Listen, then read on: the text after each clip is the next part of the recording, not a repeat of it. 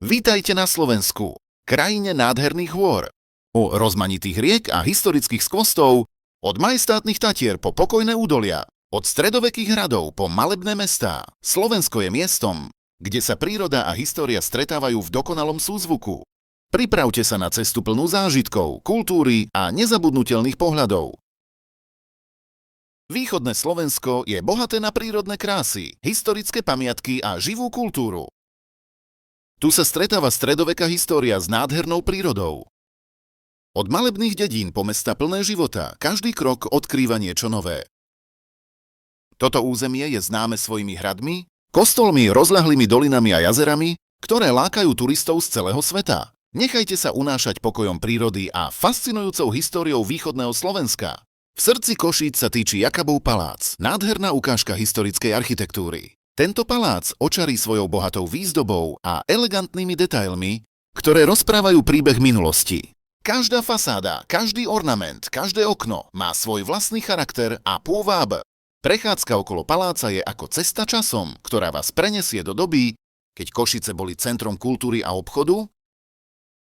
Pri pohľade z vyvýšených miest nad mestom sa otvára úchvatný výhľad na údolie Košíc, ktoré leží pokojne pod nohami. Počasie tu často mení náladu, lúče oživia každý detail zelenia stavieb. Spišský hrad je ďalšou perlou východného Slovenska. Majestátny a impozantný, týčiaci sa na skalnom brale. Jeho mohutné hradby a veže pripomínajú časy rytierov, hrdinských príbehov a stredovekých legend. Každý kameň rozpráva príbeh o obrane moci a kultúre. Prechádzka po hradných chodbách odhaľuje skryté zákutia. Nádherné výhľady a históriu, ktorá tu zostala zachovaná po stáročia.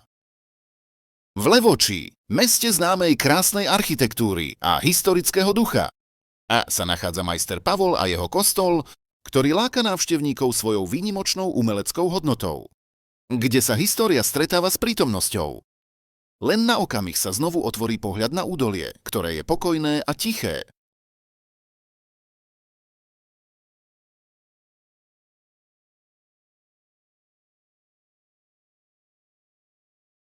Nakoniec sa ocitneme pri Zemplínskej šírave, rozľahlom jazere a rekreačnej oblasti, ktorá láka nielen svojou vodou, ale aj nekonečnými možnosťami oddychu a zábavy.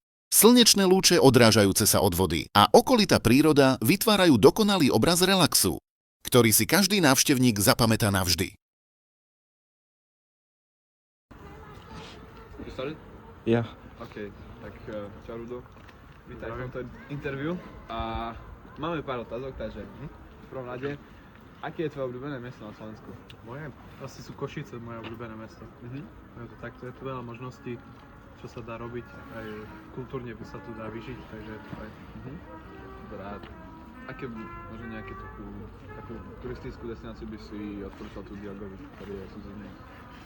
Pokiaľ, akože Košice sú mestom kultúry, takže určite aj umenia bolo vyhlásené pred 2012 asi za mestom umenia, takže určite pozrieť galérie, Východoslovenská galéria a takéto veci.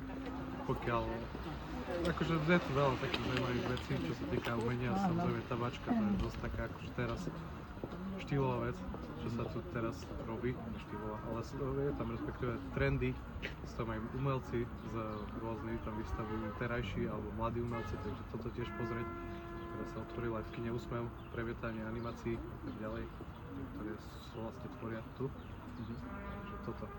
Super. A máš nejaký plán, nejaké miesto na Slovensku, východnom Slovensku akože navštíviť teraz? Teraz po východnom Slovensku, počkaj, premýšľam. Asi nie, lebo ja som obehal celkom dosť, mám, akože myslím, že Košic, tak Tatry máme tu, takže to je tiež také zaujímavé. A Košice je myslím dosť také zaujímavé centrum, takže tu môžete sa tu veľa vecí. Ďakujem krásne. Dá sa. Ahojte.